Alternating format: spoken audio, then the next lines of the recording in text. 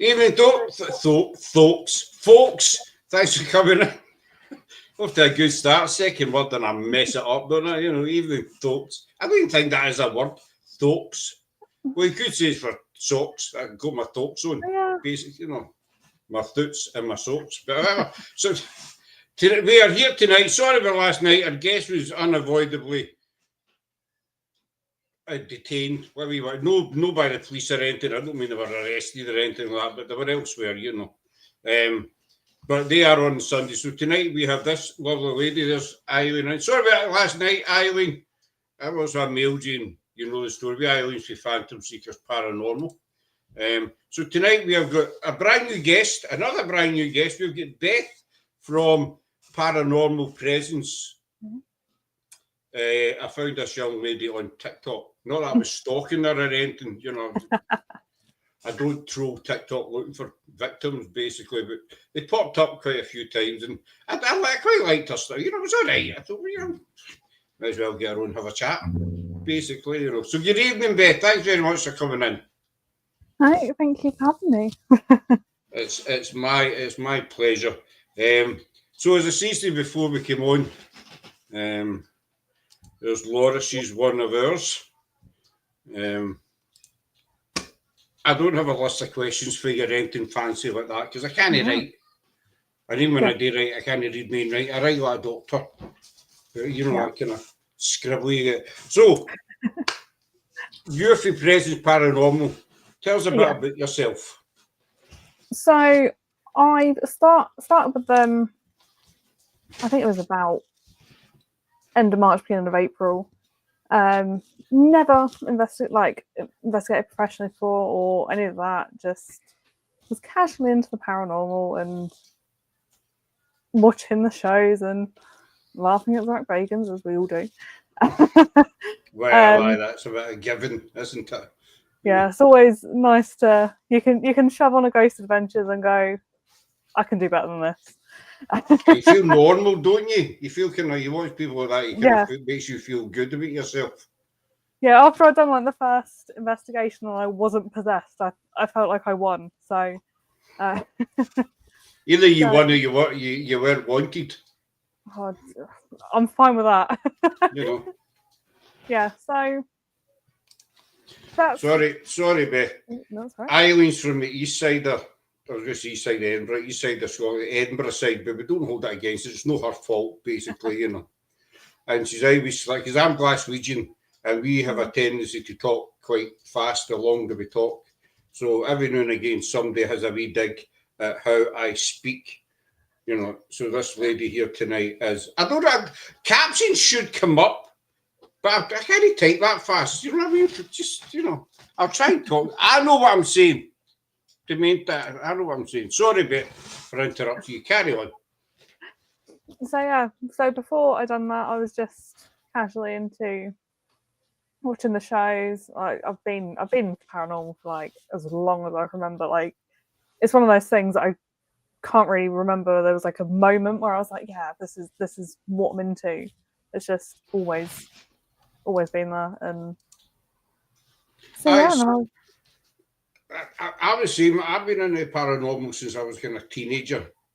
Ghost shows, see what you're saying, ghost shows and stuff like that, and all the kind of spooky stuff. Yeah. It's always just, it's just something about that bit where you're like, is it, isn't it?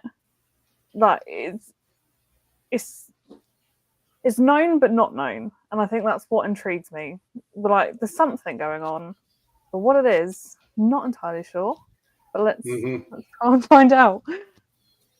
I was a big horror. I still am a big horror. I like blood and guts and stuff like that. And that's what first got me into it. I like to see people losing limbs and heads and stuff like that. Losing weight in a gruesome kind of manner. So yeah. I think that's what first got me into it,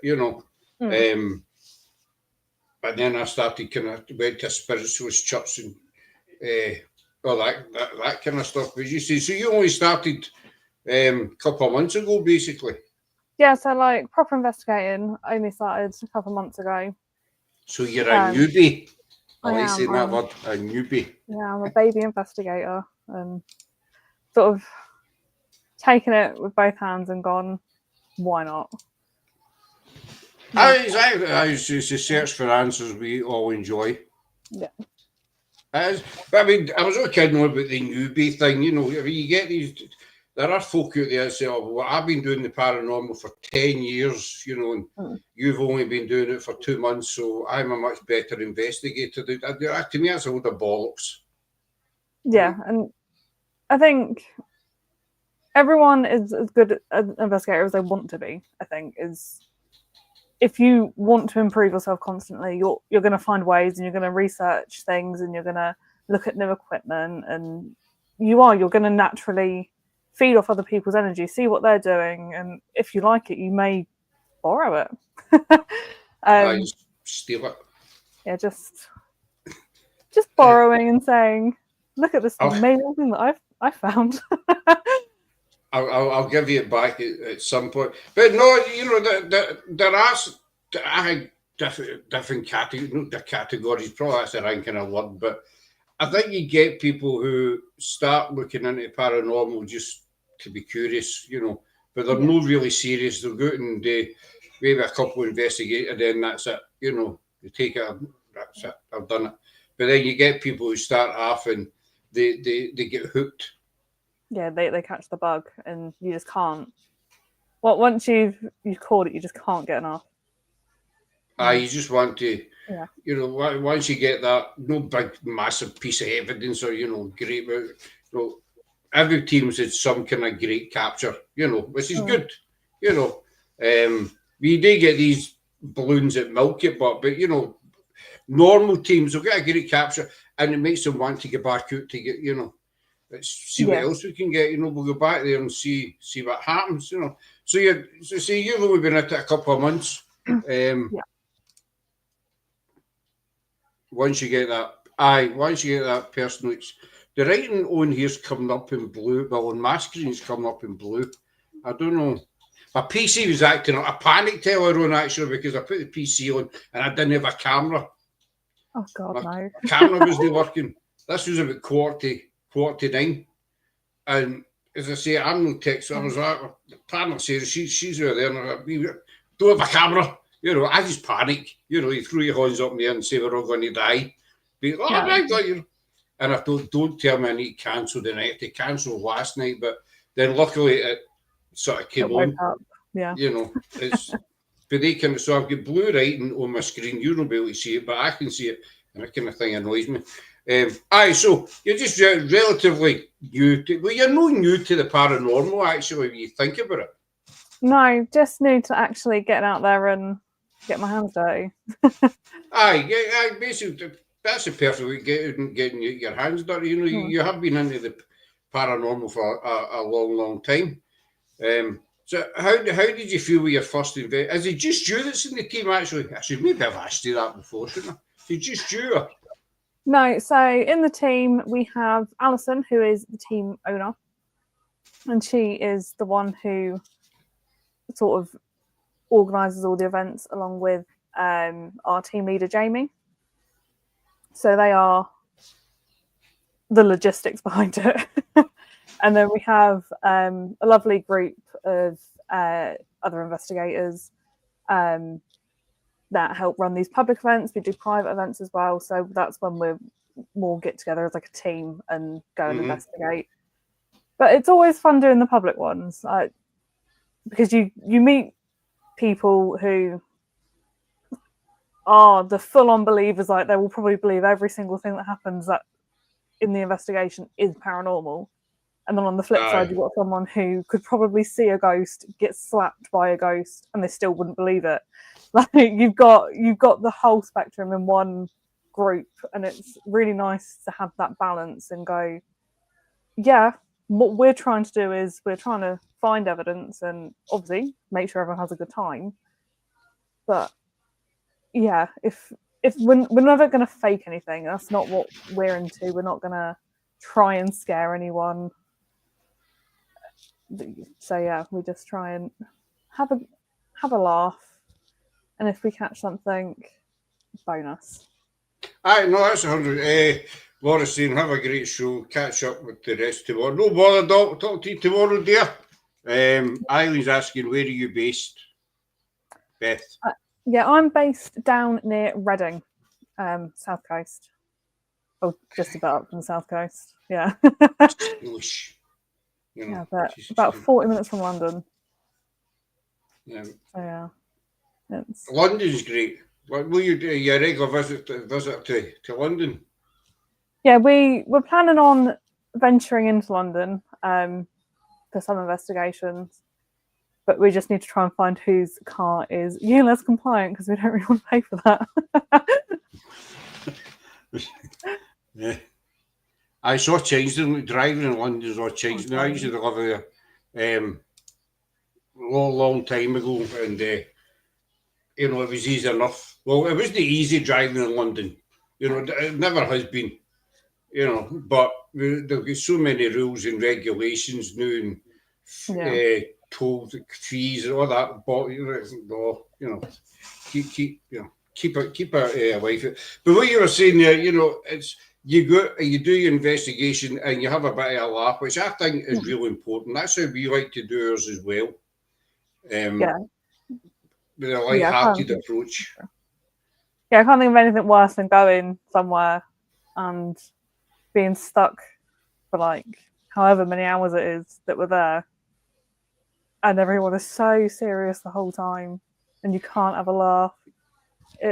That's more draining than just actually investigating. It does. It sucks the life out you, wouldn't you? You know, I can't be serious. Anybody who knows me will tell you. I've just spilled all the paper up. I've got a printer right underneath, and my foot's just kicked all the paper. 2 seconds. I'm still here. You know, I'm not away. There's my hand. Sorry about that. I'm on fire tonight with the camera and the words and the kicking the paper. I'm only 12 minutes in. What else can go wrong? I mean, it's not much left.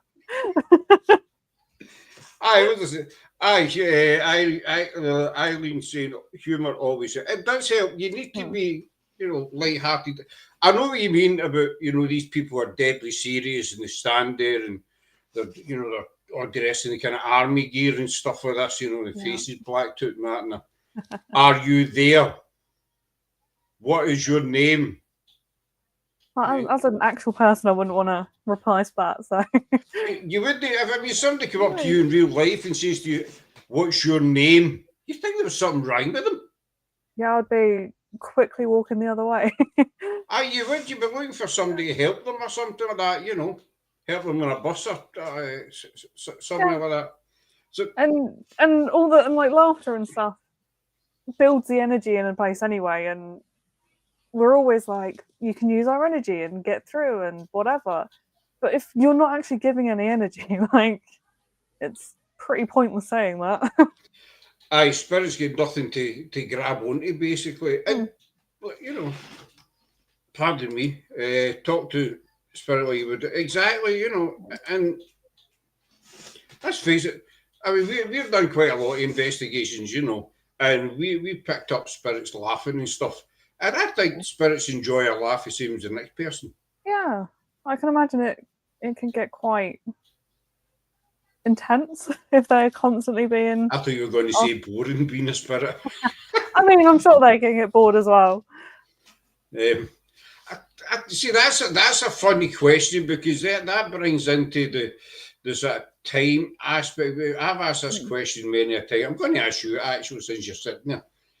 You know, spirit's awareness of time. As far as we know, you know, spirit doesn't have the same awareness of time as we do. Let's say as far as we know. What's your thoughts on it? I think it can depend on like the type of spirit it is. Like I think spirits that are sort of potentially stuck, not really knowing that they have passed, maybe don't have that right like perception. So they're just living like a normal day would be, and it just almost like a repeating time for them. But I think potentially if there are spirits that are somewhere because they want to be somewhere. They, I would say, potentially have more of a understanding of their surroundings and changes that are happening and sort of stuff like that. And I think that would be the ones that go, no, you can't renovate my house. I like it the way it is. Like the ones that have a full awareness of everything going on around them. But yeah, time is, I think, is a weird concept to most. It's a weird concept in general, to be quite honest. But I can be a bit weird, but just when you say decorate a house, yeah, I've watched quite a lot of programs and people saying, "Oh, my house is possessed," and what have you. And people say, "Well, when did it start happening?" Oh, I started to wallpaper, and then dishes flew out the kitchen cupboard and the chairs were all stacked up and all that kind of stuff. And but as you say, it probably is 9 times out of 10 just somebody who used to live there. Yeah, someone who is used to their space and they're comfortable in their space. So now if someone came into my room and decided to change something in it, I'd be like, what are you doing? Like, you come in for work and somebody's decorated your house for you, Yeah. It's all right if it's nice, your Yeah, kind but of taste. if you're not liking it, like, we're going to fall out quite quickly. You better put that the way, but there's probably... Right, Irene, I have any idea what that word is, Beth, because I can't pronounce it. Irene knows I'm no scientific or fancy or anything. I don't know how to pronounce it. Echelons in spirit world, some more advanced and aware than others. Right, you need to tell me what an echelon is, if that's the way you pronounce it. I don't know, though, because I don't have a clue.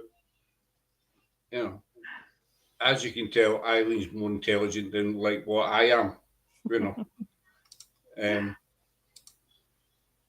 grades or status.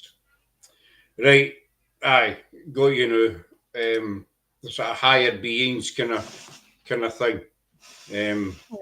Maybe there is, or is it a case of spirits that have been over for longer than, I don't know, new spirits, if you want to, somebody just recently passed, I think they'll know the ins and outs better than I hate to use the word, newbie. Do you know what I mean? Yeah, and a bit like in Beetlejuice, where they get their little handbook given to them and going, there you go. Aye, book for the, what was it? Handbook for the recently deceased. Yeah, that one. Yeah. So when you decided to, start up your paranormal team, like you told people, did you get any funny reactions, I think most of the reactions were okay. There were a few people that go, well, I can save you a job because just ghosts don't exist. So I'm like, okay, fine. Brilliant. Like, you wouldn't say that really to like anyone else's hobby. Like, you wouldn't be like, oh, football, nah, save you the effort. One of them's gonna win. Okay.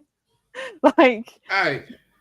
I think people see paranormal as a hobby and don't necessarily take it seriously as, oh, that's something someone can actually be into. Like, they must be stupid or like they can't fully understand something because science says this and this says this and da da da da da. But if so many people are reporting things, what is it? And if science can't explain it, that's what we are trying to do. We're trying to get the evidence to try and get some explanation of what that is. If it is a person or not, like, that has passed away, that is actually yet to be fully seen because we've not had that concrete evidence that is exactly what is happening. But we're never going to find out unless we do look into it. And I bet people who were looking at flying and stuff like that in like the 1800s were called absolutely insane for doing that. And it's going to the moon or whatever. There's no point trying to convince folk that don't believe. No, there isn't. You're going to get non-believers. You're going to get people who are. My dad was one. Because he passed in 1995, and he was told it was cancer that took him. He was told by the doctors, basically, there's nothing we can do for you. So we used to laugh and joke about it. You know, he didn't sit there and say, "Oh, woe is me, I'm going to die." He used to just, you know, he used to tell me to wash his car and that. I said, "Well, why? You're never going to drive it again. You're going to be dead." You know, stuff like that. And basically, that's how we dealt with it. But my dad was with that because I used to kid him on, "You better not come back and haunt me, you know, or steal anything out of it." He says, "Listen, son, there's no such thing. Once you're gone, you're dead. There's nothing. There's nothing Yeah. after here. You shut your eyes here. Lights out. Goodbye." So he was very, he was a very big believer that there was nothing after you.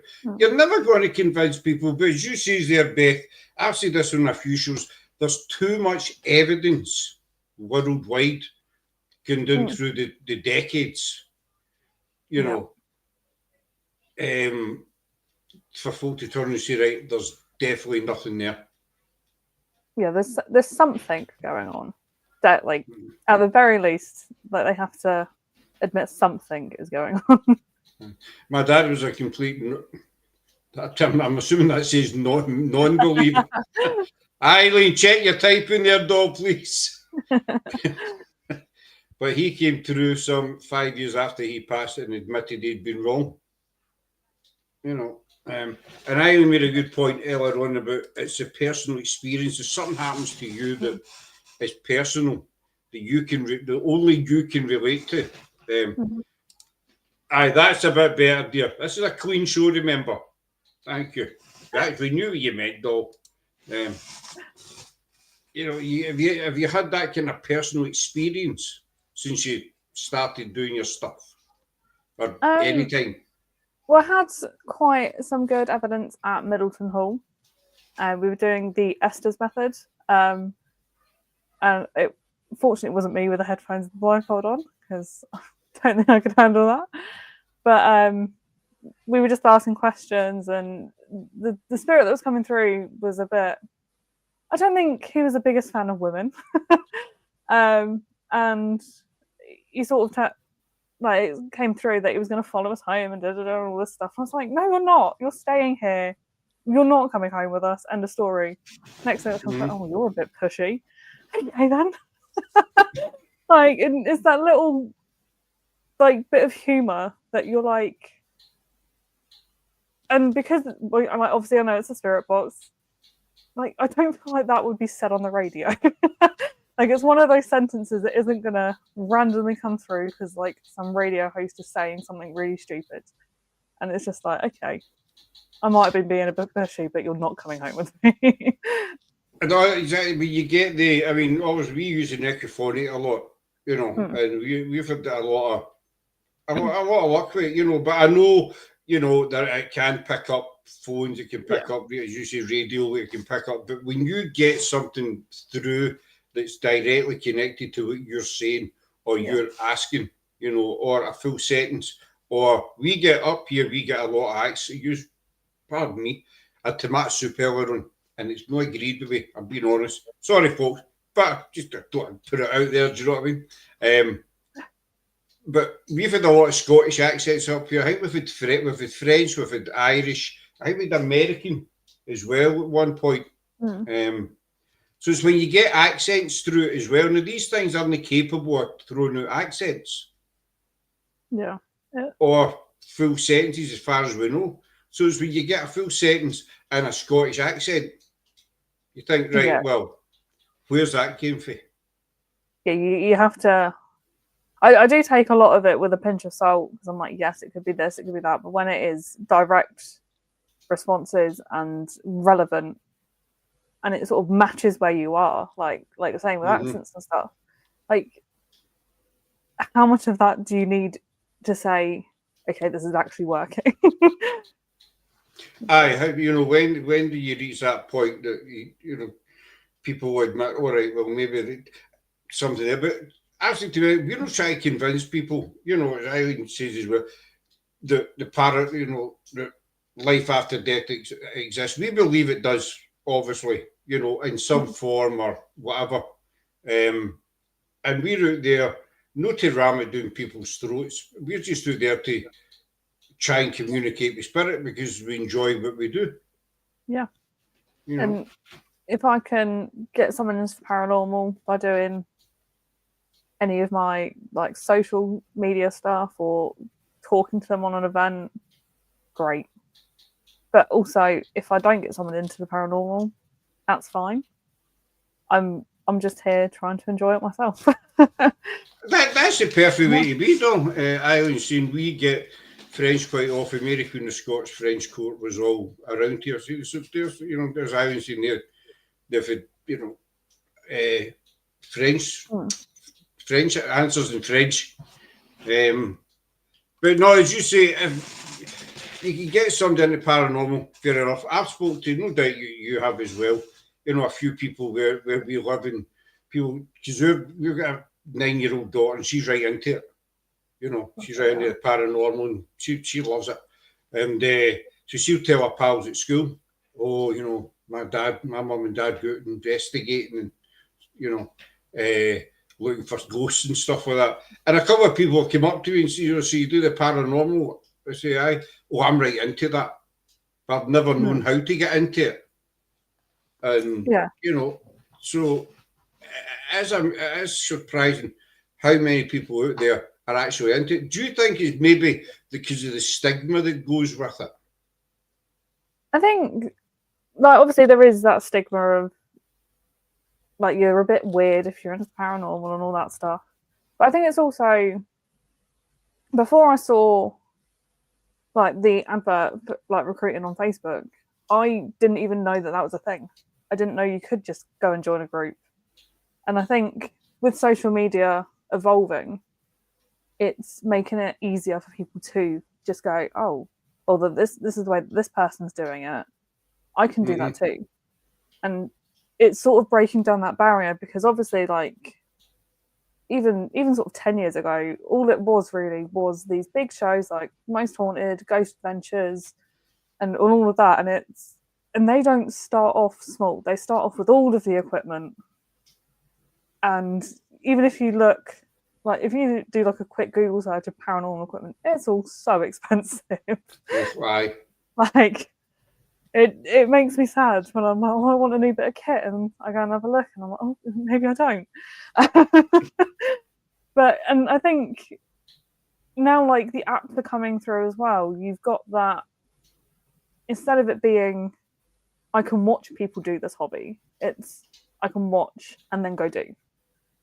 And I think that's, especially like younger generations, are getting into it a lot more that way, rather than knowing people that are into the paranormal and then they as a group deciding to go and do it.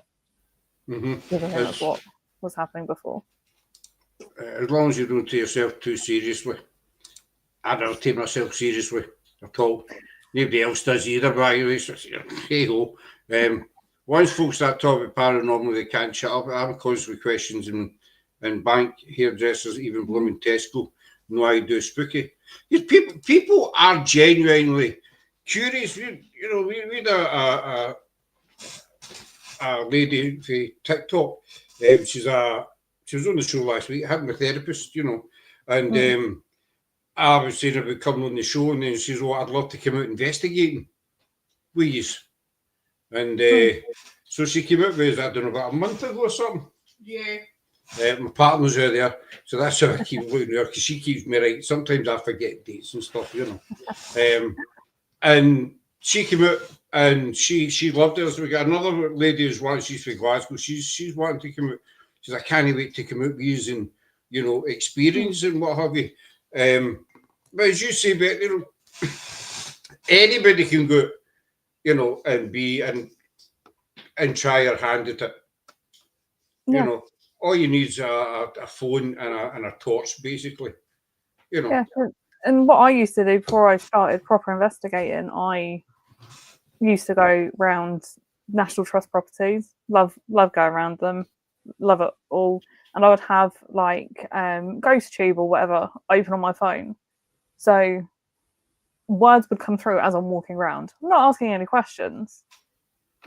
But when the one that blew my mind is, I think I was at Mottisfont, I think is what I think is his name. And I walked into, I think it was like a bedroom, or that's how it was at least set up as. And it was like And as soon as I walked into this room, 2 words came through on it. It was like, behind wall. I was like, okay. And then the volunteer that was in the room started talking to someone else, and apparently behind that wall, as you walk in, is the original Abbey wall. And the phone's not going to know where I am in that room, where I'm looking in that room.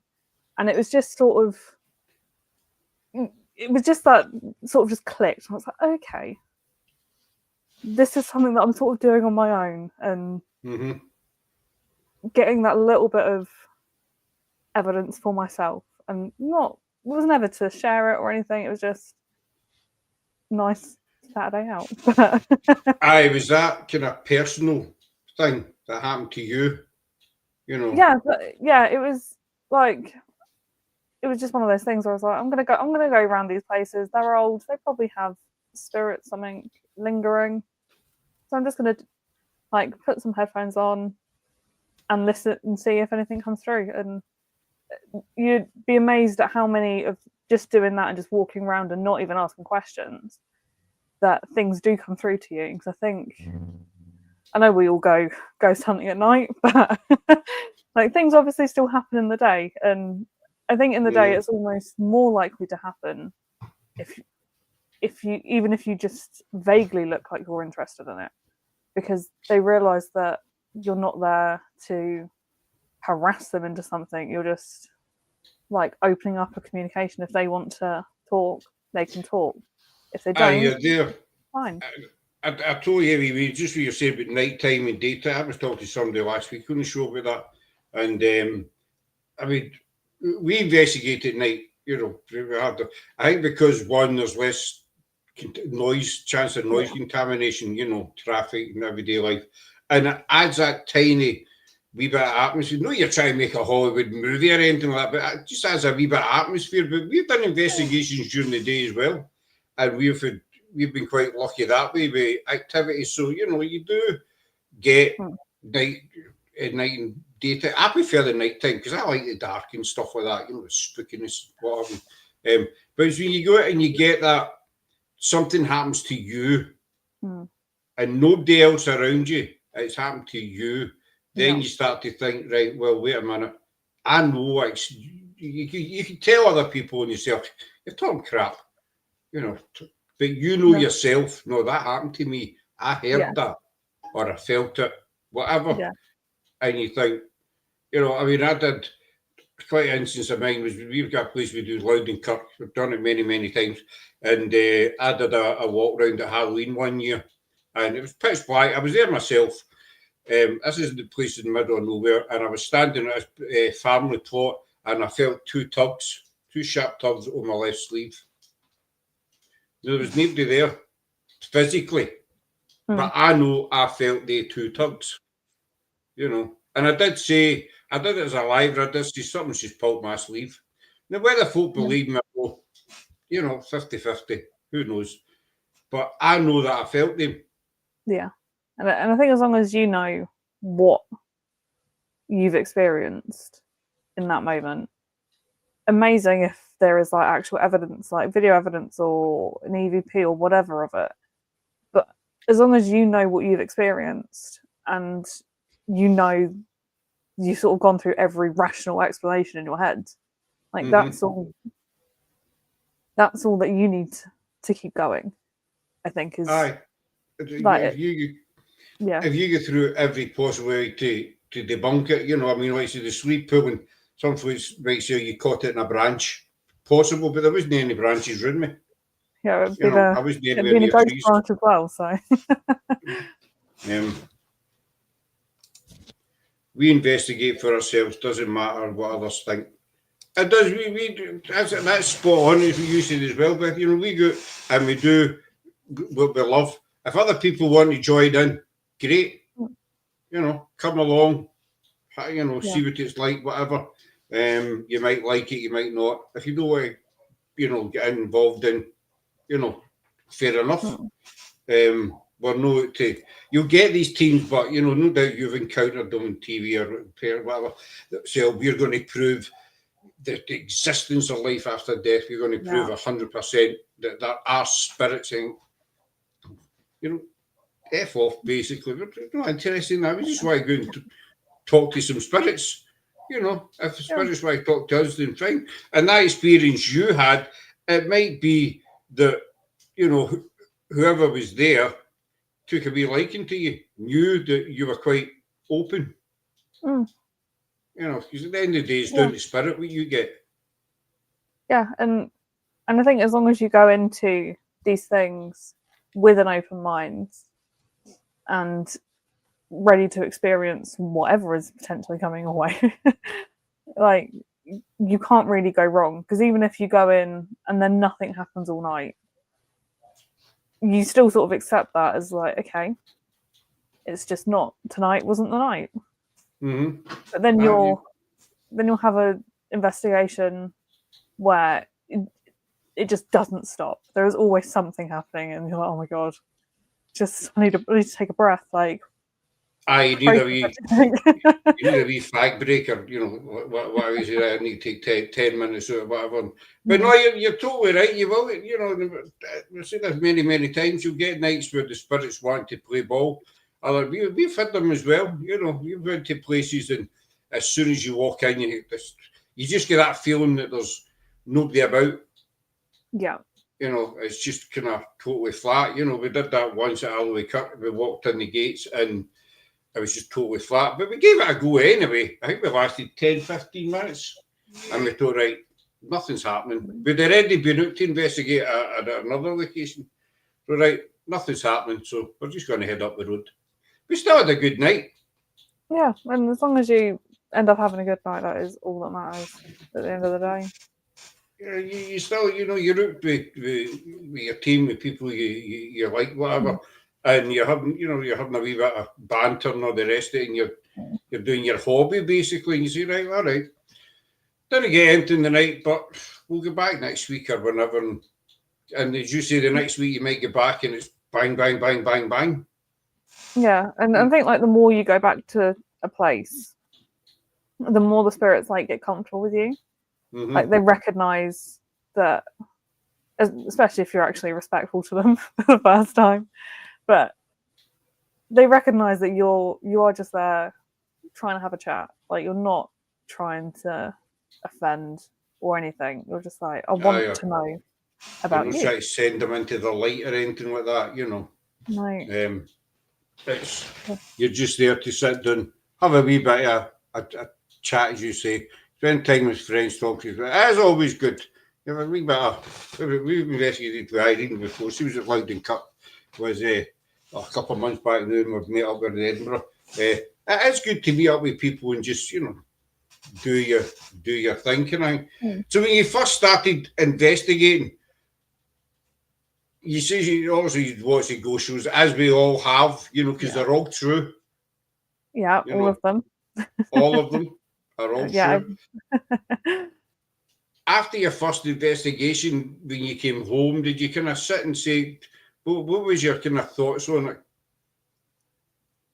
I think I thought I was going to be more scared than I was, and I think that was my main concern for the whole thing. I was like, I'm going to scream at the first possible. I'm going to go full like your vet building and just scream the whole place down. I like that.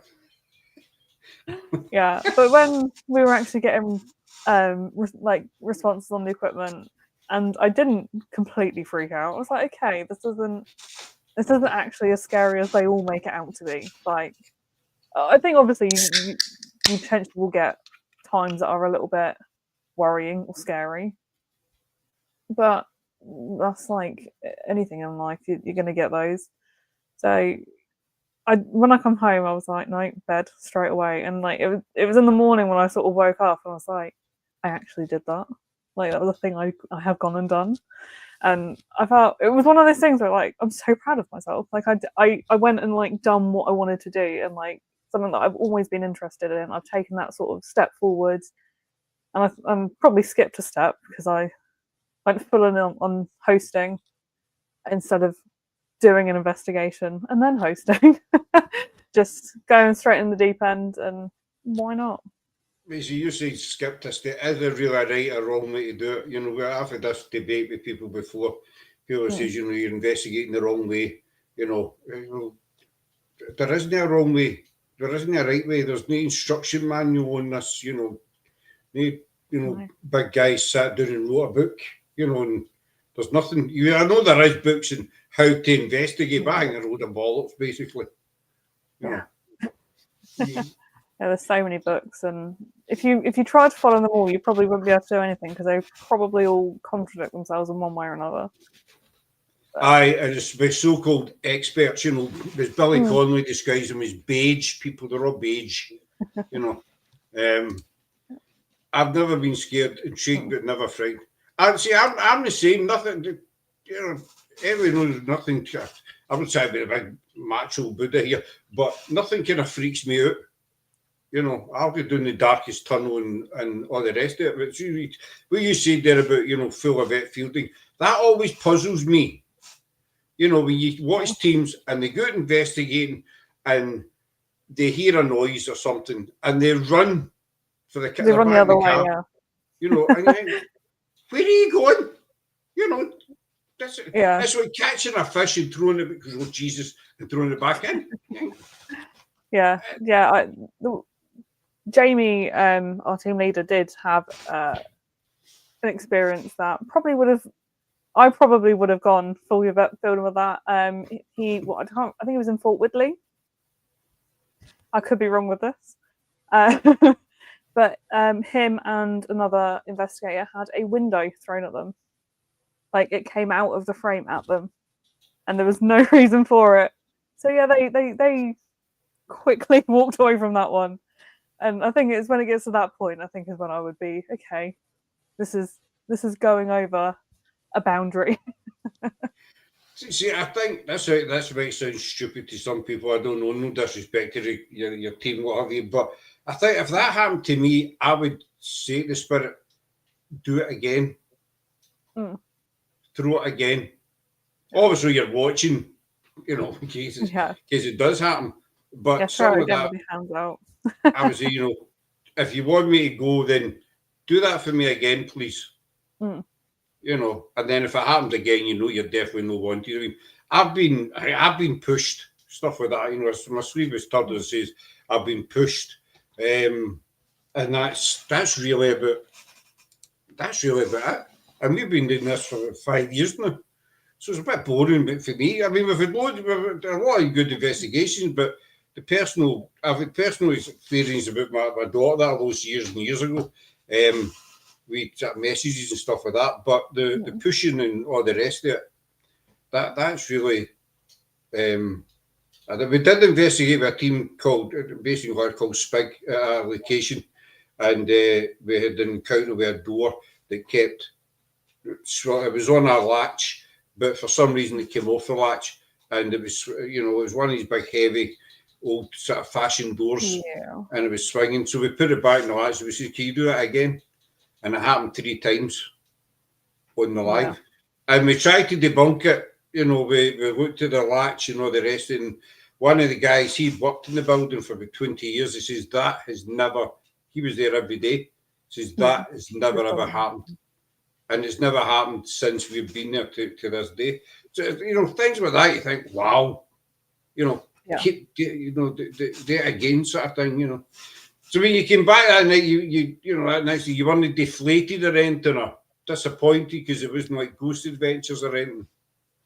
No, I think I was pleasantly surprised. Like, I went into it thinking it's probably not going to be like Ghost Adventures, but I wasn't entirely sure what it was going to be like, because I had not met any of the team prior to the investigation either, so it was fully brand new.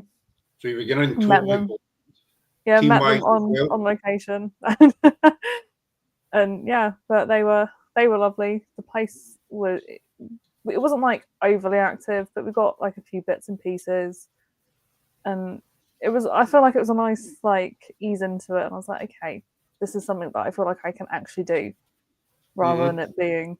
I feel like if it was like a completely flat night, I may have come home and be like, what was the point in that? But that would be more because I had something in my head that it should have been. But now I've done it a few times, it's definitely like, okay, flat nights are going to happen, but it's the team. It's just, and even some of these places, like they're amazing just to walk around free reign on your own, like, and that still amazes me that they let us do that. like some of these places, like. So you need to cut off sleeves. I've got short sleeves on. Tight t-shirt. I can pull this one back. That. You know. Thanks very much. I'll look into that. I'll buy a medium t-shirt next time. So you know. Yeah, calculation. So I look like, and I'll wear the shades so I look like Zach Buggins. Do you know what I mean? But that girl that was with us a few weeks back, she was on the show last week. Really nice lassie, but this was her first investigation, and I'd been talking to her a few days prior to leading up to it, and she's like that, what's it going to be like and that, and because she'd been interested in the paranormal, but she was nervous, because she'd watched the ghost shows, hey-ho. Yeah. And I said, listen, the place we're going to, we've never had anything bad happen. It's never been. We've been told to F off, and they use, some stuff like that, but we've never. So, right. And, I says the best way to go is just don't expect anything. It's not going to be like Ghost Adventures or most of it. Just come along and just see what happens. That's all you can do. And thankfully, we did have quite a good night. We went to a farm first, and it was quite a good night, evidence-wise. Then we went to a kirkyard. You know what a kirkyard does? Tell me, you know what a kirkyard does? Yeah. See the amount of people that don't actually know what? What's a kirkyard? So I'm just double checking. We went to the kirkyard. By the time we got there, it was dark. So I think she was it was her first time ever in a graveyard at night.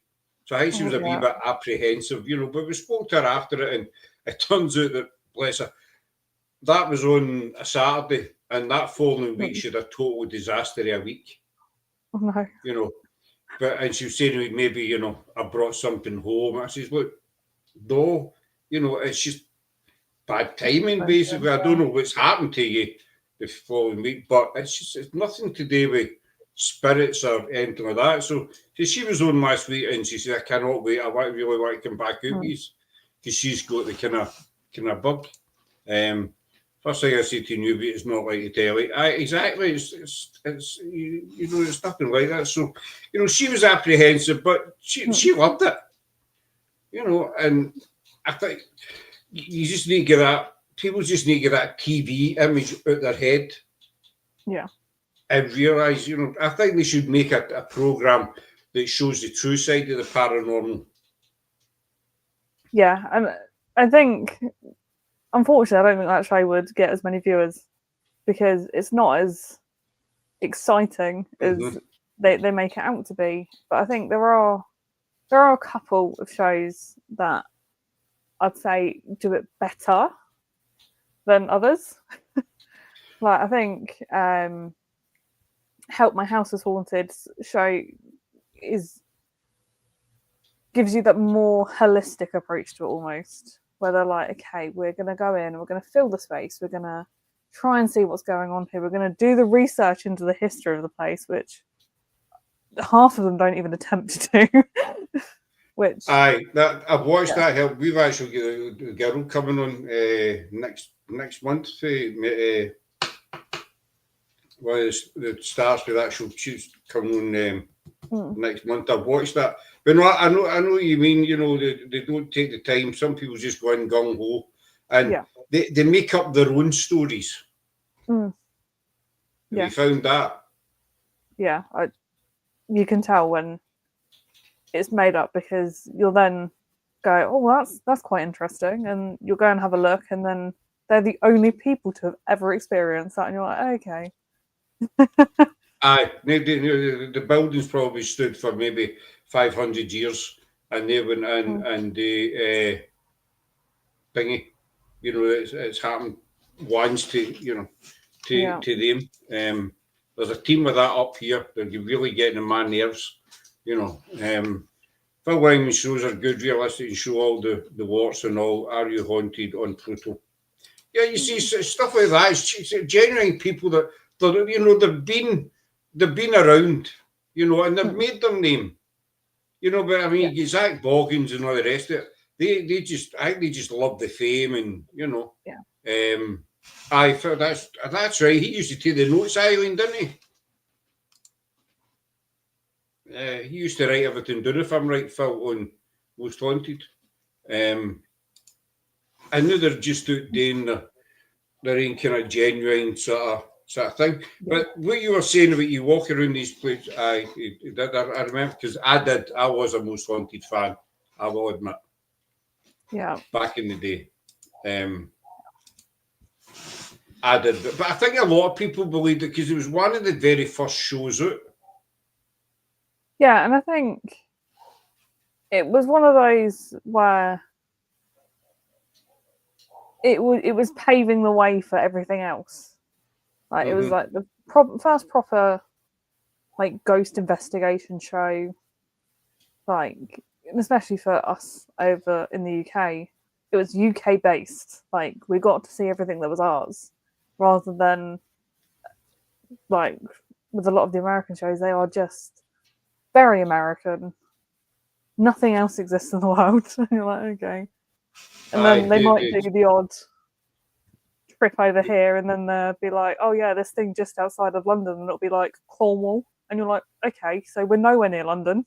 We're not even getting the geography right here, so why are we going to get anything else right? If they can't get the location, as you say, you know, we're just outside London and they're in Cornwall, basically. But I think Most Haunted started off genuine. Now, this is just my opinion. I know there's probably still Most Haunted fans out there. I think they started off with good intentions and, you know, I don't know, first X amount of shows were sort of genuine, but I think as time went on and it gathered speed and viewers, and I think they just get kind of carried away.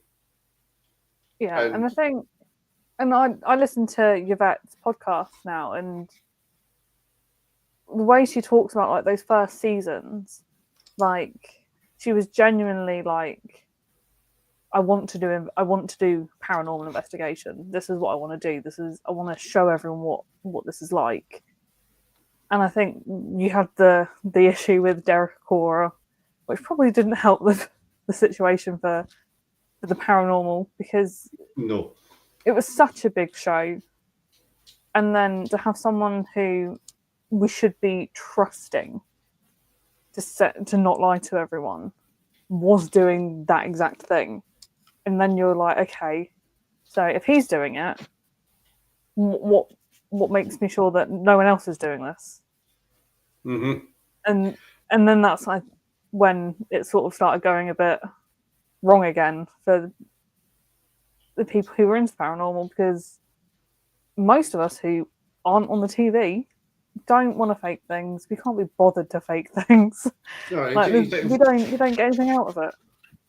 You don't get into you think why? I mean, there are teams out there faking stuff all the time. You know, there's a particular team up here that are really. I'm not going to start with them, but you know, it annoys me. Do you know what I mean?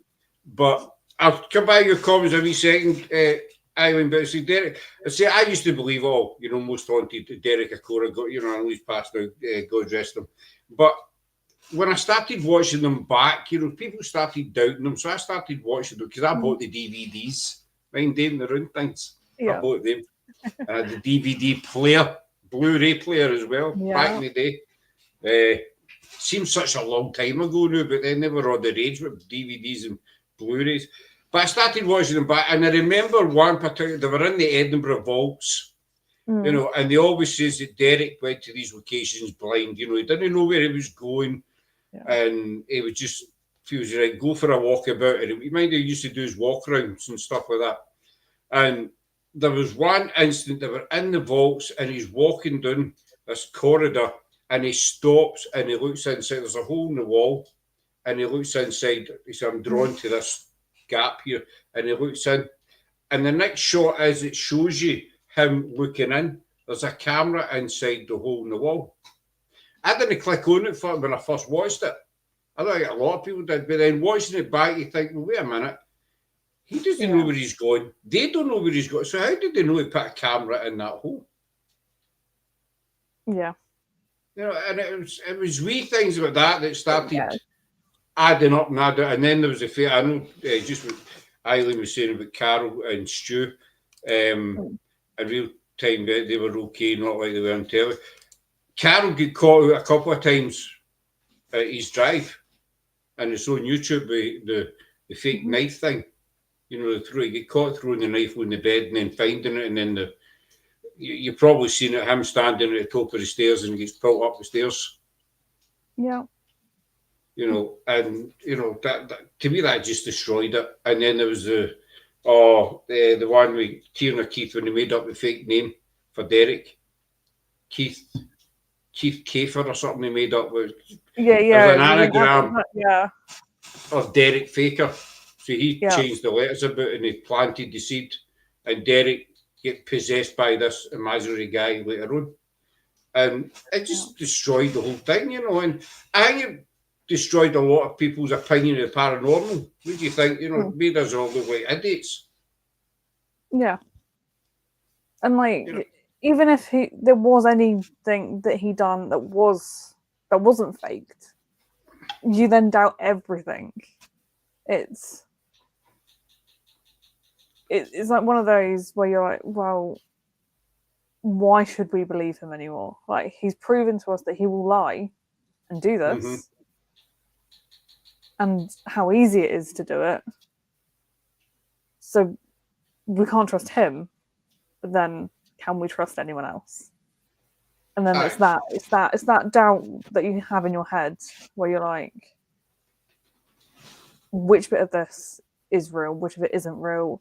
And I think it's not helped by the obligatory "this is entertainment only" like screen at the start of the shows, because they don't want to say this is 100% true, because they can't prove it is one of the issues, and there are definitely things in there that they are faking, or they're reshooting because it wasn't shot correctly in the first time, and it's that fakeness of those shows that sort of make them what they are, that we all sort of love, because we can just watch it and see Zach get possessed by whatever demon it is that day, and we can entertain, and it entertains us, and we're not taking it too seriously. But for the people who are into paranormal, we can also watch it and go, well, that's a good technique. I like that bit of equipment. I would love to go to this place. And we get sort of take more things from it than just someone who's watching it for entertainment. I was saying he did, yeah. I think they can't help living up to their on telly personas with different investigations I did with them. No chance of faking getting away with it. With eyes on, but easy to do as. But don't you think, this is for you, Beth, it's also for Eileen. I mean, they're on TV, you know, thousands, millions are watching them, you know, like Carol, use Carol and Stu for an example. And, you know, they've been outed on TV, you know, on TV, YouTube. They've been outed to the world, basically. So if you do meet them in person, are you still going to have that doubt? You've got that preconception of what they're going to be like, of how they're going to do things, and they might be totally, as Eileen says, they're totally different people for TV to real life, which is fine, you know, fair enough. But that doubt's still going to be there because you've watched this guy being outed on national TV. Right? Well, so anything he says during that investigation, I think you need to step back and think, well, is he telling the truth? Or is he not telling the truth? Chances are he is. Yeah, but you're always going to have that bit of doubt in the back of your head going. There is going to be that wee ounce of doubt sitting there saying, I remember you get caught throwing a knife. So did you hear a noise there or did you? You know, it's a shame really because, you know, I would say they're nice people and we probably are, you know. They're probably great people to hang out with, but they've just got that kind of thing stuck to them now about They're always stereotyped. Mm. They're always going to be known for most haunted. Same as Zach Boggins. He's always going to be known for What? Yeah. Ghost Adventures. I forgot the name of the programme there. Which is why I scrutinised everything that happened. You know, you're quite right to do that. I'd be doing it as well. Every little scratch sound, I'd be, thinking as well. So you do events as well. You see, you done it kind of back to front, but hey ho, there is no right or wrong way. How did you start getting into the events? So I literally just saw like an advert on Facebook saying that Paranormal Presence were recruiting for hosts. I was like, you know what, I'm just going to send in my application, and they went for it. So were you given? I mean, we looked into doing events a few years back, but it was too much red tape and all that. We could run like that. Yeah. No offence to anybody who does events, we know people who do them and they're great, but then the other side of the coin is we know folk who do it and it's a dog bollocks basically, but hey ho. So were you given any specific jobs that night, or right, you take care of that side, or you go up the stairs, or you kind of thrown in at the deep end? So what we'd do for like especially public investigations, we'll get sort of jobs at the start of the night. So someone will be responsible for getting people into the car park and pointing them where they need to go. For like our base room, there'll be someone that is like checking them in, someone getting like all their contact details and whatnot.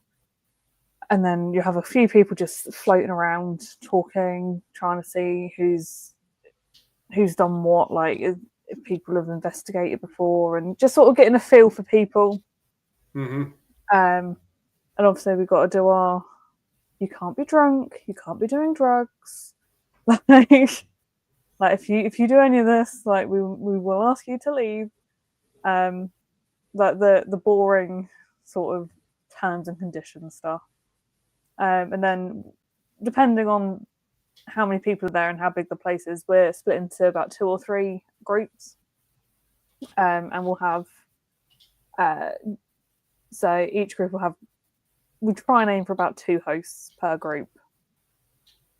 But obviously there's some nights where we don't have enough of that, so minimum 1.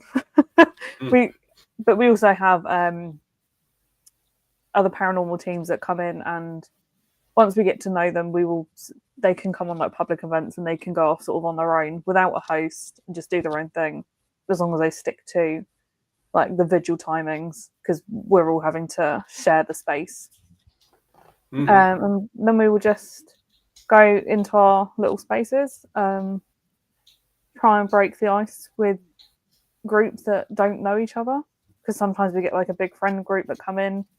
That's a quite nice atmosphere because they already have an energy between them. You're not trying to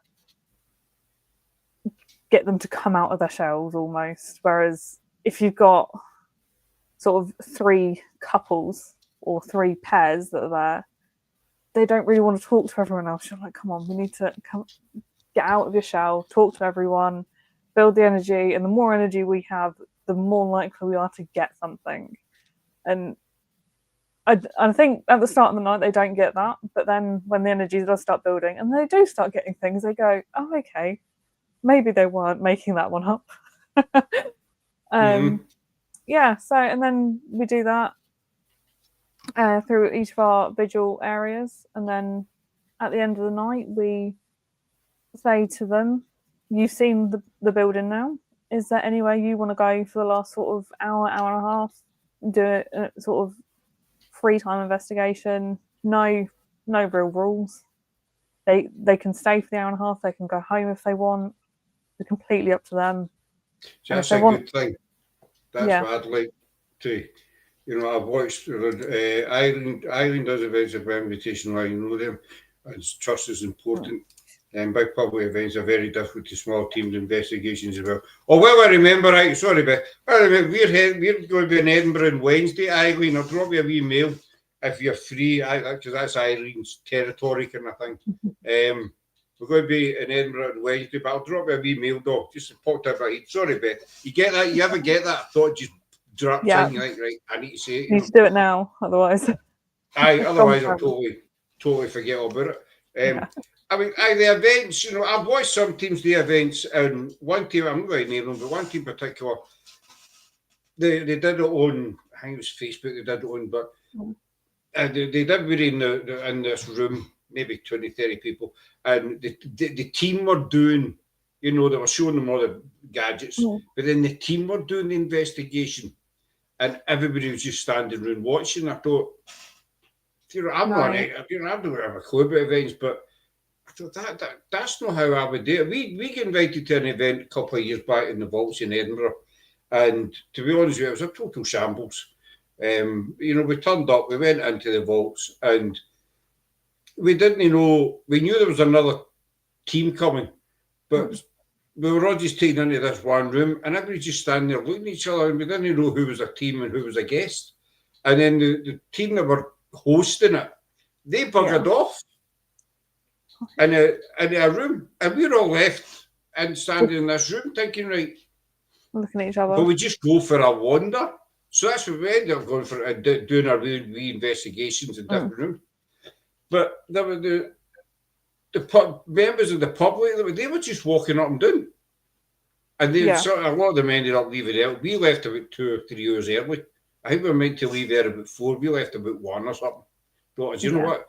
Sod this. We're going. And it was a total shambles. But I mean, to me, an event, you know, you get the people in, introduce yourself, show everybody the bits and pieces, you know, give them a wee tour, you know, tell them the hot spots and the safety spots, whatever, and say, right, on you go. Yeah. You know, see you in an hour, 2 hours, go and fill your boots. And we'd go with them to their vigil areas because we also provide them the kit, and we need to protect that like our life depends on it. In case anybody's like that, you know. Yeah. You know. No, we did. We have had some people switch out their kit for our kit, but their kit didn't work, so they've left with brand new working equipment. And I suppose you get people. You've had people. You know, I think that's unavoidable. You know, if you're going to eventually run into people that try to swap stuff or nick stuff or, you know, whatever. I mean, you've done Hingenbrook House. Yes. I did. I walked out of an event hosted by a big company down south, complete shut. You know, as a shambles, I think that could put you off going to any more. Yeah, and I think what we try and our events sort of max out about 30 people, but that isn't 30 people in one group. We will split that down to a maximum of sort of 10 people. And the first vigil, we may be a bit more involved just to ease them into it and going, this is bits and pieces you can do. This is how you use this equipment. Like, if they're not talking, it's, shall we do a human pendulum? Get something going. And even if that's not to even get any activity, just to sort of break the ice. And I think that's our main job is to make sure that everyone is enjoying themselves and everyone is comfortable asking the questions that they want to ask and using the equipment that they want to use. Or if they don't understand something, just ask us. We don't bite. We're just. We're normal people. You usually get the right ideas. You see, you go in and you break the ice. You know, I think it'd be a lot worse. It could be, as I say, it happened to us if you just take them somewhere and say, right, you know, this is the Great Hall, you know, and then you just go away because these people they've never met each other and they're puff, you know, and they're just standing there looking at each other. And maybe they're embarrassed to ask a question in case they maybe feel a bit of a diddy or something, you know. I'm not asking you daft, you know, and they stand there for all night and it's a total shambles, you know. So I think you get I say again, I'm not an expert, but I usually get the right idea, get them in, get them chatting even a wee bit and then leave them there. Yeah. You know, doing a wee investigation with them, just show them the ropes or whatever, and if anybody's got any questions, I guess it's how we learn.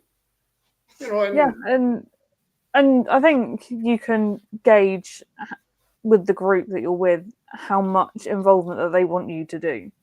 Like, if it's a group of complete newbies that you're with that haven't even really watched any shows or anything and have never seen a piece of equipment before in their life, they probably want you to be a bit more involved than someone who's gone on a few ghost like hunting events and knows everything about the paranormal and has bought their own kit with them. Like, you'd probably take more of a step back with those people, and you go, off you go. And obviously, we still ask questions and stuff that we feel may get a good response, but it's not. We try not to lead the session like that. So I was just going to say, how do you go about that then? If you get a situation, say you divide people up. Say you've got 10 people, and you're 10 people, and you're in a room, and you've got a mixed bag there. You know, some have done it before, and they just want to get going. Others, first investigation, they're kind of, I hope this lassie hangs on. You know, don't go away yet. Is there a way to balance that out so you're not in, I'm going to say the experienced people's faces, but you're still there for the newbies? Yeah.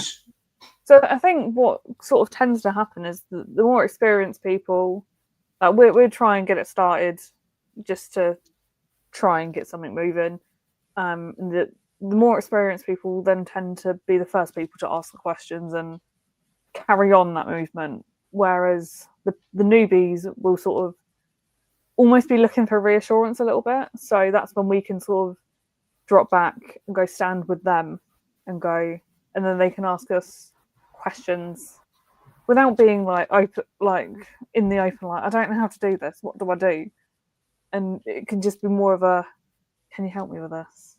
Like a little, like a sort of side conversation rather than taking over the whole thing. And then you're kind of sitting in a corner sort of thing. You say, right, I'm sitting there. If you need me, just come over. But I'm not going to get involved. Yeah, most of the time. That would work. Because to be honest, I would be like that, right? They sit with them, they go, they'll stay. So, but as you say, that makes total sense. Sitting and you're there, but you're not there, sort of thing. Yeah, and we're there to sort of jump in when people aren't really sure what to do, and we're there to try and keep the night going and keep up all the energy. I think we've got like a few different kinds of investigators in our little team. Like, we've got someone that's very holistic and will do like meditations and stuff, which probably needs more of a led approach, because I don't think a lot of like teams do stuff like that, especially not like the public, the teams that do like public events. So it's a bit of a different way to investigate. It's not right, it's not wrong. It's just if it works, it works, and if that works for you, fine. Whatever you feel comfortable doing. You said you're spot on. If it works, way back when we first, I think we'd only been running maybe 6-7 months. We took people to a castle down here, and they were friends of yours. And the next day, the lady get contacted. We were actually sitting with them, and she get contacted by an individual who lived local to us, who ran his own team, and says, what they did last night was totally wrong. They got it all wrong investigating wise. Come out with us, we'll show you the right way. And so this lassie turned and showed me a phone. So look, that's what he's right. So I blew my top. I get in touch with this guy. I says, listen, if you get anything to say to me, you come to me and say to my face. I was actually sitting with her when you were mailing her, talking about us. Oh no, mate, I didn't mean it. I said, there's no right or wrong way to investigate, so don't. But he was going to try to slag us off, and I thought, I'm not having that. But as you say, everybody's got their own way of investigating. And if it works for you, because again, there's no right and wrong, everybody should be included. It's important to recognise anyone that's perhaps falling back or uncertain things, activity bring them in. Aye, because these people at the end of the day, this is what I found wrong with that team I watched that they did the investigation. These people are paid maybe £30, £40, whatever, to go for an experience. Mm-hmm. And I know if I paid £40 and I went somewhere and I was just left standing in a room watching somebody, I'd be like, I could do this and I could watch this on TV. Yeah, I could be in bed with my feet up and watching Zach Bobbins or something there, not in some cold, dark, wherever. Aye, and they'll never come back, and that could be the only chance that they've had to actually get. It might totally put them off the paranormal for life. Yeah, we try to not put people off. No, you have to. I mean, you might include them as much as you can, but they might go home that night and think, it was good, but it's no really for me. Yeah, and that's absolutely fine. If we've got them included and showing them everything that we can do, and they still don't like it, that's fine. That's it. It's just not a lot more we can do. Yeah, it's just not their bag of beans. Have you ever had somebody doing a vet fielding, as you call it, run out screaming and demons and all that kind of stuff? You ever had somebody never coming back? Well, my best friend did come with me on an event the other week, and she left the Ouija board crying, bless her. And I had to go and calm her down outside. So we had a mini vet fielding moment. See, the Ouija board thing, we don't use the Ouija board. I've done it once in Sherwood Forest with an English team, but they're like family to us, and I totally trust them. But we don't, because we don't know enough about it, and maybe I've watched too many horror films, but we're not going to start messing about with something we don't understand, So I think a lot of people, you see your friend had a Ouija board moment and she bolted, which is understandable. A lot of people have got this stigma that Ouija boards bring demons in. Yeah. And nothing good comes out of Ouija board. And as I say, we don't know enough about it to even attempt to do it ourselves. But maybe that's what she had in her mind, Ouija board, demons, I'm out here. No, what happened was her granddad started coming through, and I wasn't doing the Ouija board, so I was like, if I do it and she's there, she's never going to believe what comes out ever. So I was like, okay, she can. Off she goes, and the people she was doing it with, like, she'd never met them before. I'd never met them before. They were it was a public event, so just random people that have bought tickets. And when she started getting like her kids' names through and stuff, we were like, okay, can you just turn your finger over so we know it's not you pushing this? And they were still getting like valid responses, and then it said what year her granddad died, which they wouldn't know. No one, and it's one of those things where it's not a yes or no answer. You have so many years to choose from. Like, I would to get the exact year. Yeah. And what she was saying was her whole left arm was ice cold the whole time that she was doing the Ouija board. And when she went out, she realised that is the arm that she's got her granddad's handwriting tattooed on her. And it was just, in the moment, she didn't even put two and two together. She was just freaked out that it was such valid responses to her, and everyone else sort of was proven like she can't be pushing this with her finger now. Like, you would clearly see. But when you do that, like, you can clearly see if someone's pushing it. So, aye. Yeah. I know, I'll come back here, I put that comment for Ireland first. To use the board for more than 20 years, no problem. Me and another two, like all that. I agree, Eileen. There's loads of teams worldwide that use Ouija boards. I know quite a few, and they don't have any issues with them and what have you. But I think I've just watched too many horror movies, and it's never a thing that I've I've actually studied and all the rest of it. So I went, to be honest with you, I wouldn't know how to have a Ouija board session. So I've done it once in Sherwood Forest, and that was led by Ralphie GSI, who's been doing it for 30 plus years, so I trusted him totally, but I mean, your friends, when she gives the personal messages, the messages that are personal to her, exact dates and stuff, it does shock you. I mean, just quite. I will come to Hingenbrook House. I lost a daughter back in 1992, and she was just under 6 months. So we've done a lot of investigations where we felt there's a little girl being following us about at different locations. We always get this little girl. So one day we were at a wee location in Ayrshire where we live, and we felt a little girl there again. We've had her numerous occasions, including the vaults. I could feel if somebody was sitting on my knee in the vaults. My left leg was cold, basically. So at this particular day, I decided to ask, if that is you, can you tell me what toy I used to put in your bed at night, in your cot, and we get nothing. So I said, can you tell me what colour it was? And it came back clear as day, green.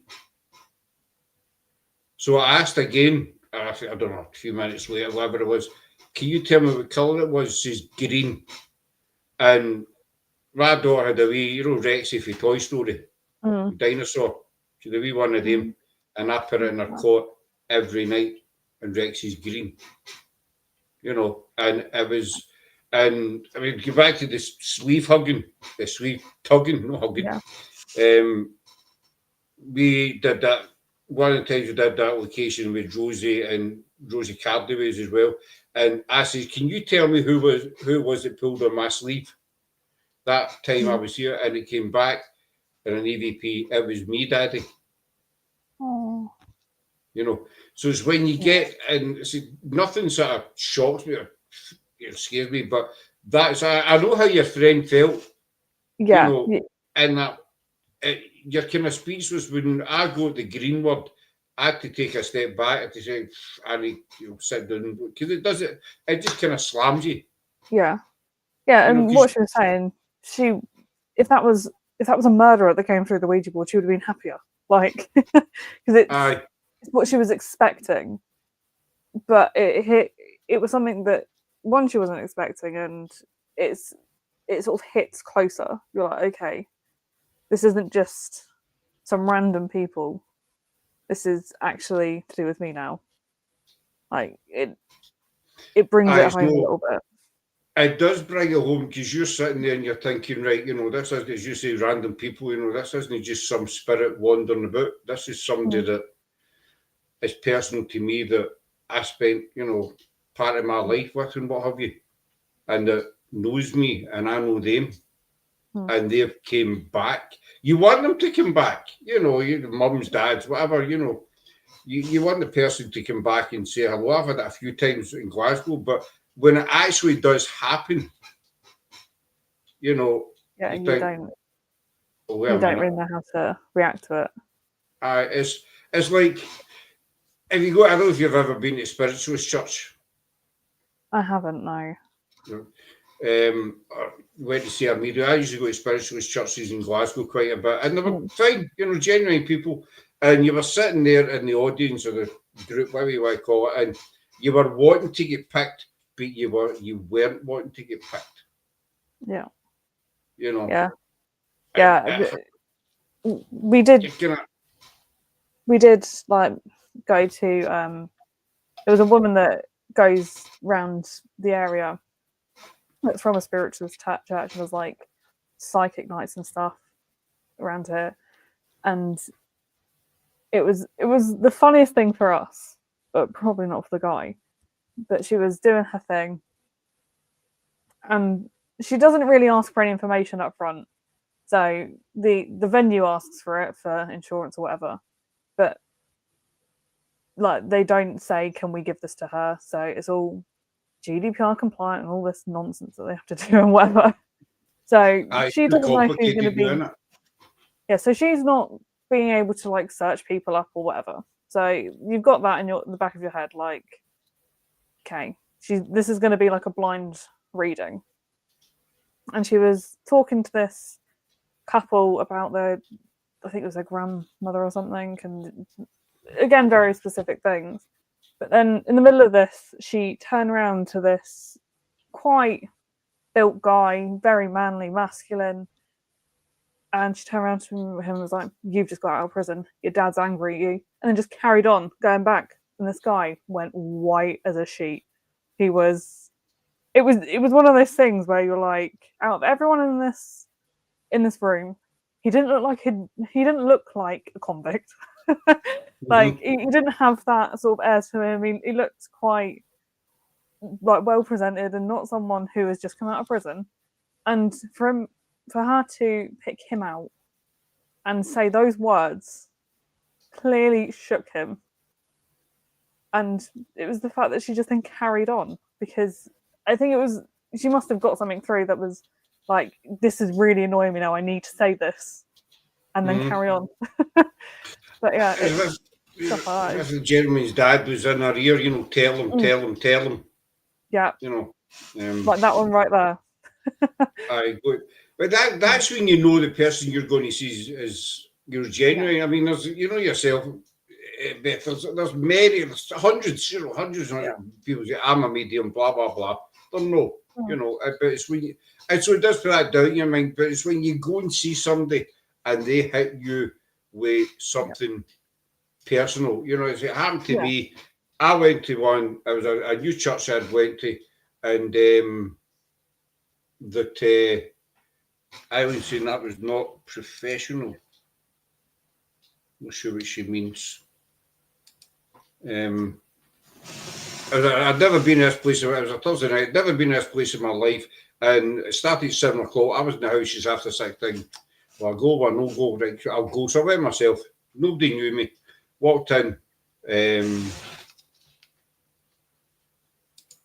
Right, not good to say things like that. Very personal in front of others. I can get a point. It was personal. Maybe the guy didn't want to, because people would start thinking, I wonder what he done.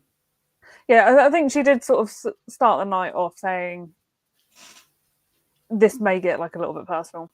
If any of you are uncomfortable with that, say something now." And she gave him a sort of get out. Yeah, she gave everyone in the room a chance to be like, "Don't." I can't remember like the exact words she said, because it was a while ago now, and that's not the bits that you remember, is it? But it's the other bits that you remember, So I went along to this church. I sat down. This woman came on. She must have been in her mid kind of 50s at the time. I'm getting back a few years, but she came on and she says, "I want to come with the guy with the black jacket." And I can remember it word for word, and you're looking about, and the guy that's standing with the black jacket, and he's looking about, and you're like this, the guy with the glasses with the black jacket, and then you realise the penny drops his top with you. Yeah.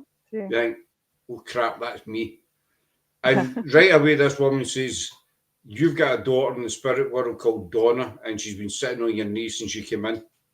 And that's what my daughter was Donna. I've got a D. You probably will see it. I've got a D there. For Donna, the woman's what she's been on your knee since she came in. Straight off the bat. Yeah. And she told me about an ex-girlfriend of mine who she passed away in another country. She passed away. She was killed in a car crash in America by an asthma attack. This woman told me her name, told me the country, told me how she passed. So when there was an accident, she told me my wee habits of my granddad, So it's when you get stuff like that, and it kind of nails you. I came out that night into the car, and I must have sat for a good half hour before he even started it. Yeah. Just sitting there, about 20 cigarettes or something like that, There's that wee pile of fagged outs in the road, kind of. And I went home, I took my ex-wife now, but I told her, the wife at the time, I said, "No, I don't believe it." I said, "Will you tell me how that woman knew Donna's name?" Yeah. And she just refused to believe it. But you get things with that. So, I mean, your friend, that guy, that's when you know that person is genuine. Other people can be skeptic, debunk it. That's, as we said a few times tonight, let them, have at it. If you can tell how that happened, then fair enough. But I'm watching the time, actually. Hingebrook House. Yes. Tell us about it. The reason I'm asking is we've got a good friend, Mark Egerton. I don't know if you've heard him. Yeah. You might have met him. Yeah, we met him. He was our sort of host for the night. Aye, the guy. We've had him on the show quite many times, and he's brand new, and the guy knows his stuff. I don't know if you've ever read his book. I haven't, but you should. It takes a while. It's about that. Like, he sent me a copy. It's about that thick. The Haunted. I keep saying, why did he choose such a big name? That is the Haunted History. The Haunted History of Huntingdonshire or something. It's something like that. And I keep saying, why did you choose a big bloody name? But so how did you go in at Hingebrook? Because it's quite a passionate place for him. Yeah, so he did actually end up scaring us during the night. Because I think, I'm sure you'd have heard that there is supposedly a white lady that walks around the grounds at night. Mm-hmm. And he likes to try and find this white lady at night. But he didn't tell us that he was going to do that. So we just saw this white figure walking past the window. And we all we all like, oh my God, what is that? And no, then it happened again, about half an hour later, and we thought it was him. I was like, oh, thank God. Did you actually see the white lady? No, it was him pretending on his rounds trying to find her. And but he just didn't tell us that's what he was doing. And we were like, Christ. But yeah, I think it was quite a quiet night. It's a weird place at night, because we went just as it was getting dark, so we got it sort of just at the end of the day, and it felt quite nice. But then as it sort of got on, it felt like it was closing in on you almost. Mm-hmm. And there were some bits that felt more active, like when I went into the library, we kept hearing tapping and when you see movement out the corner of your eye. Aye. We were sort of getting that, and I know I got really emotional for absolutely no reason. I was like, we were talking about really weird things because we weren't really getting any responses. They were just talking, and the next minute, they were talking about getting McDonald's on the way home, and I was sat there crying about it. I was like, okay, don't know what this is about. But and then as soon as I left that room, absolutely fine, and I was like, okay, bit weird. You'll obviously have that bit of leftover emotion, and for the rest of the night anyway, but. It was literally as we were in that room, it all just lifted. And in the drawing room kind of thing upstairs, I don't really know what they were calling it. I think they might have called it the blue room. Mm-hmm. We done some scrying in there, and we got really weird things on the thermal.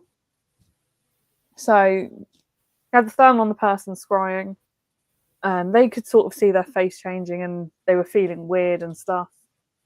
But the whole time they were sat scrying at this mirror, you could see their outline on the thermal, and then next to them, over their right shoulder, was another outline of a person the whole time. And then right. And as soon as they moved and finished crying, it went.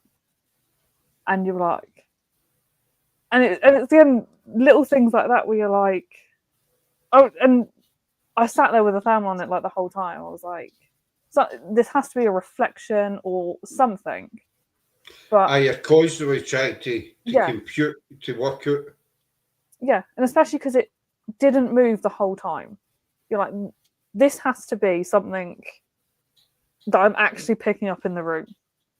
But then when the scrying stopped and she moved just slightly, instead of that moving just slightly with her, if you were assuming it was her reflection, it would move slightly as well. but it didn't. It just went, and you're like, okay, that's slightly harder to explain. That is, as you say, if it'd been her reflection, it would have moved with her. You know, Yeah, like it would have shifted side instead of just completely going. But no, it's a pretty good place. I will definitely be going back to that when we get a chance. You know, the thing is, you go to Mark, and you can't get a more genuine guy. Mm. You know, see, I've had him on the show many times, and we said talk to this guy for. He reminds me of Ray Winston. Yeah. You know, do you not think so? I get it. I get it. The first time I ever met, I had him on the show. I'm thinking, who does he look like? You know, we're talking away, and then at the Perry drop, he looks like Ray Winston. You know, some folks don't talk crap. He does. He's just Ray Winston, you know. But see, no, he is, and you know, with Mark, there's no BS or anything. No. You know, he's just straight down, and the guy knows his history inside out. Yeah. And I think that's what makes him so fascinating. But just going back to what you were saying about, you know, places closing, I know you feel. I felt that. I don't know if you've ever been to Hampton Court Palace. I've been to the grounds, but I've not had the pleasure of going. Never been in the building. I don't believe bloody expensive, but I've been, you know, I've been in the building. I've done it 3 times, I think. It's a beautiful building, as you know. Outside, it's just standing there, as you were saying way earlier on. Even going to certain places, the history behind these places, you know. And you go to Hampton Court, you're standing, and you think Henry VIII and all his wives and that went through that archway. You know, it takes into the place with that, but. There's a lot, you know, there's hundreds of rooms in the place, you know. But it's when you get into the Great Gallery, you feel a wee bit. I mean, the Great Gallery is quite wide, you know. But it's when you go in, the haunted gallery, as they call it as well. When you go in, you do feel it kind of coming in on you. Because they said, you know, it's reported that's where Catherine Howard is supposed to still haunt there, you know. So you do feel that kind of closing in on you a wee bit. And then just what you were saying about you were getting upset and stuff, you know, at McDonald's, you know. A lot of people don't realise the spirit can affect you that way. Yeah.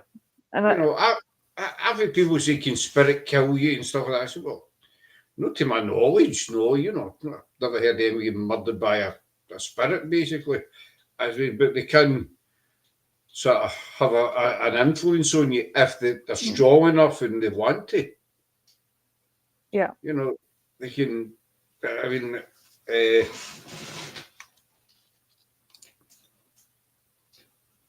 I can't pronounce that. Fontainebleau, yeah.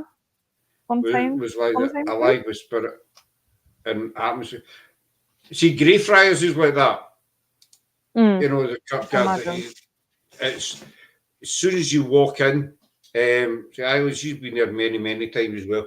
But as soon as you walk, you feel like you've stepped back in history. You just feel that there's people all around you, watching you. You know, there's nothing negative. You know, regardless of what people say, there's nothing negative in the actual Kirkyard. It's a big palace near Pat. Shows you how. I never done geography in school. You know, I failed my geography. There you go. That goes without saying. But you just feel like there's people standing about watching you. Yeah. You know, but there's nothing, no demons or George McKenzie or anything like that. But the spirit, I mean, it happened to us. You know, we went to Canongate a couple years ago, and it was at night time. We felt that we weren't wanted there. Sarah that went back to the car, but it's a Kirkyard. It's similar to Greyfriars, not as big, but it's similar. So I went for a walk around it, and when I came out, now I'm quite laid back, as I will tell you. I was furious. I was raging when I came out this. I wanted to punch something. Nothing had happened. No, just the energy. I was totally alone, but I came out and I was like, I was raging, and it takes a lot to get me even angry, never mind raging. And But we were going up to Greyfriars after it, and got in the car and started driving. And the further I got away from the Kirkyard, it just disappeared. And I was back to my usual loving self. You know what I'm saying, Eileen? I know you're still watching. But it's amazing how that's the only time it's happened, you know. I mean, no doubt it's happened to you, Beth, that you've been in a place and you feel like there's somebody standing beside you or behind you. You know, you just got to turn around and you've got to see them. It's that feeling when you're walking down like a dark corridor. You're like, if I turn around, there is going to be someone there, and you're like, do I want to turn around and see this, or do I just want to keep walking? I would have to turn around. Yeah. I would just have to, you know, you'd be tempted just to turn around, or you know, some places just grab. Do they? You know, some places they just get it. That's the only time I've been. I don't want to use the word affected because I sound like, you know, thousand. I was affected at Canongate Cut. But it was just a weird night. It was a weird, you know, and it was the feeling that we had with one another. It wasn't demonic or negative. It was maybe just pardon me, spirit was saying, I can't be annoyed with you tonight, so do one. Yeah. You know, I talked to you another night. Sarah did say she seen a black shadow near the grave of John, I'll get his name right, I know I'll get Ridley. David Ritchell. David Ritchell. See, I told you I get his name totally right. David Ritchell.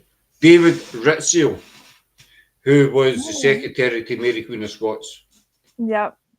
He's reported to be buried in Canongate Kirk, but there are other reports that he's actually in the Hollywood Palace across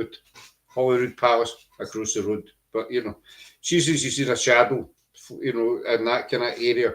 I never get to see these things. I don't know if you do. When people say, did you see that shadow? No, I've not seen any shadows yet. I don't know if that's a good or a bad thing right now. He was murdered in Hollywood Palace. I was close enough. I don't know who John Ritchell. Who's John Ritchell? Is he not in Harry Potter? Maybe in Harry Potter.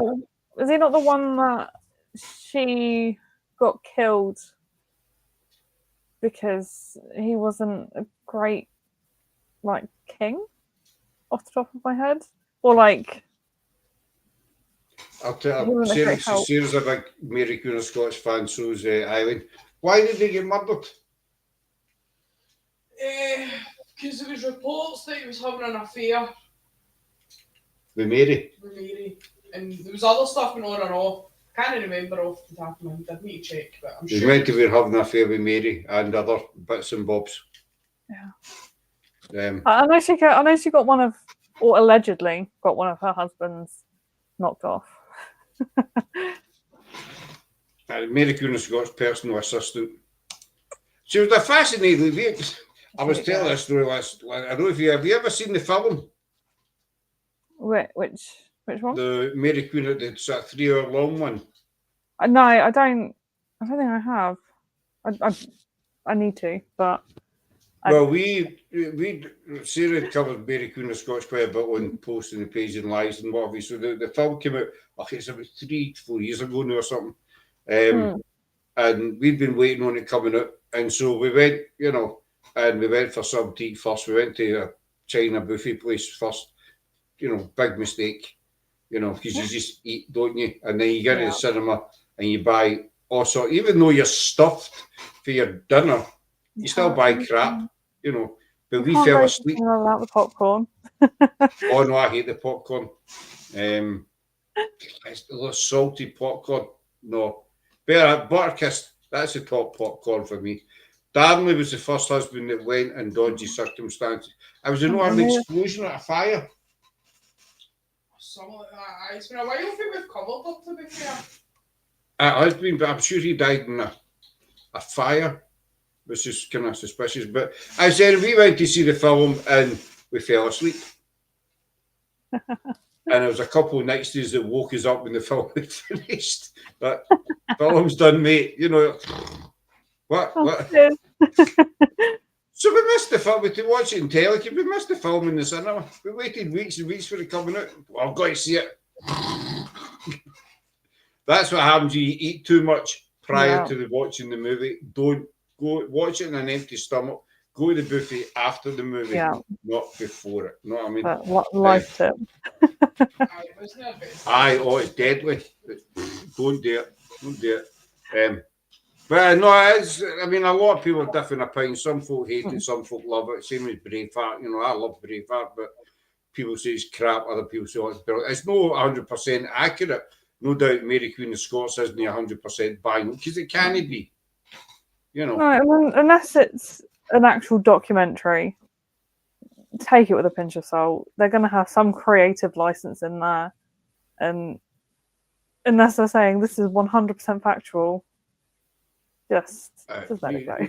You can't be. It's the same. It's the same as Braveheart. You know, there are things in Braveheart that we work closely with the Society of William Wallace, and there is things in Braveheart that didn't happen, aren't true. But the general stories there, you know, who Wallace was and you know why he went to war and all the rest of what happened to him. So it's the same with Mary. I suppose, you know, the general story is there, but there's been bits and pieces kind of added in that might or might not be true. We don't know. Her second husband, Bothwell, was suspected of colluding, and his murder was found innocent. Have some amazing EVPs about that from Hales. Yeah, it's I mean, you get it's. I don't know if you. I'm going to name him Huff Paranormal. You ever watched this guy? I don't think I have. No. Oh, you know what? He's on TikTok and YouTube. He claims to have contacted all the famous stars like Elvis, Michael Jackson, you name it. The day after Queen Elizabeth passed, you know, he says he was talking to her. Okay.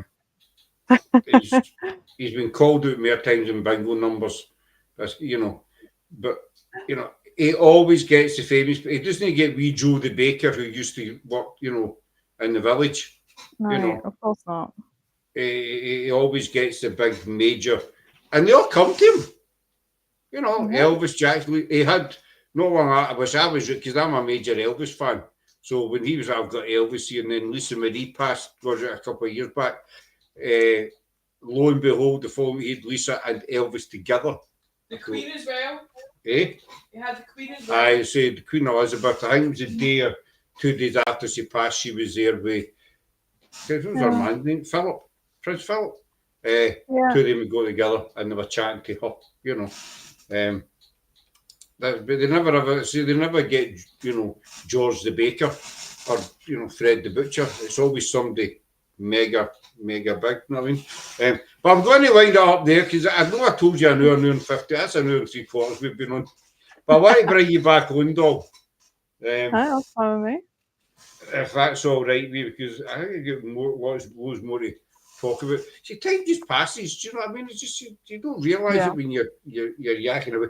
But I'll keep a hold of you after we come off. If that's so don't disappear on me. I won't run off. I'll keep you for a wee second. So, where can people find you? So I am on social media as Cursed and Curious, or at Cursed Curious, and Facebook is Beth Paranormal Presence. So go and give this lady and her team a look up, and they're on TikTok as well. Yeah, TikTok, Instagram, and Facebook. Instagram. So there you go, folks. Go and give this lady a look up. But you will be seeing her again because time's just gotten away, and still got tons to talk about. But we're going to wind up there. So that's us tonight. We're back on Sea Island. We are in Edinburgh Wednesday to try and hook up with Jamie, and I'll drop you a mail about meeting up with Flower. And we're on with Caroline McKendrick on Wednesday night, and we're investigating the Loudon Cut on Thursday, weather permitting. I don't know if you have this issue. We have this issue, weather permitting up here. We try and get a lot of indoor venues, especially if we're doing it as like a public event, because we don't want to get to the night and be like, okay, well, we can't actually do this, so we're going to refund you all. I see. We don't do indoor locations unless they're abandoned because it costs money and we're too tight to pay the money. So, I mean, some of the prices are quite. I remember just after lockdown finished, the whole country was shut down. But I can't remember the name of the cat, but I contacted her. I'm going to see how much of it. They wanted £4,000 for 3 hours. Oof, that is a Are pricey you one. kidding me on? £4,000, so that's about a grand and a half or something per. My maths is crap. Over £1,000 an hour Yeah. to investigate a castle. It was a beautiful place, beautiful castle location, but £4,000 for 3. Yeah. You just no. It's just absurd. But that's how we like outdoors and that, because they're free. Yeah. Because money costs money, basically. And we're Scottish. That says it all, That's all I'm saying. So we're going to wind up. So a big thanks to Beth for coming on. You will see her again, folks, and we'll see you on Wednesday night. All right, folks, so take care. Enjoy. There's not much of the night left, but enjoy whatever's left there. All right, folks. See you later on. Bye. Bye. Bye.